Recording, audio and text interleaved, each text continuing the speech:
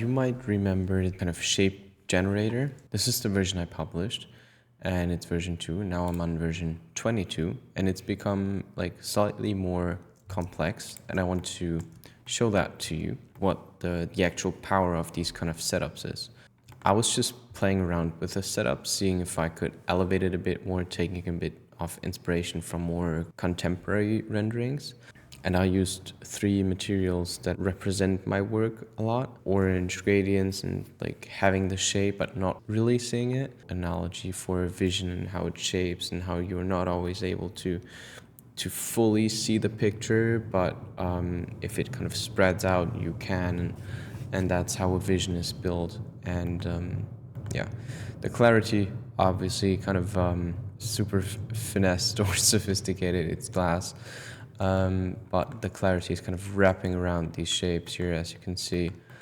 And I think the way that these interact is really nice. And there's another layer, or like this, the main structure also has a setting for not beveling the edges or not making them soft, and then giving them like a different metal material creates a feeling of like structure and solidness, rigidness. I've introduced 2 different camera angles as well. One is slightly off, you get a bit of perspective, and then the other one is straight on with an orthogonal camera, slightly rotated so that we get a little bit of a side and it's not too flat.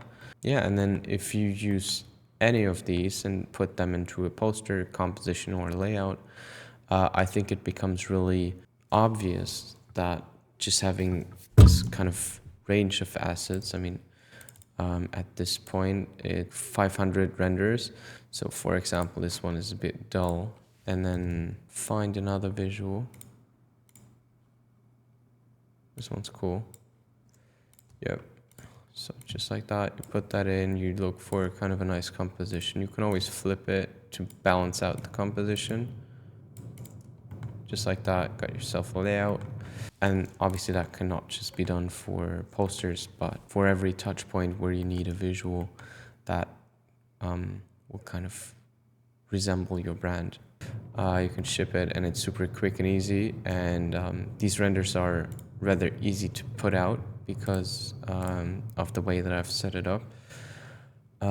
It's rendered in take, so it renders through all 50 frames, and half of them will be with these glass elements, half of them won't, and then you can set up animations for that. What you can also do is actually go in and maybe like increase the size of all that so that you get like different patterns. I haven't even tested that. But yeah, you can get like different feelings of it. You can even make it letters. See, yeah. Like these weren't too great, but I think you get the idea. You can add shapes, patterns, and obviously those can be the gradient as well, or just a liquid. So I think having a system in place, or like these generators, is a really, really great starting point, and it kind of sets a boundary that if you play within those, all of the visuals that come out will automatically follow the same rules and therefore feel within the same brand world. And yeah, to me, that's just super powerful, and I love playing around with that.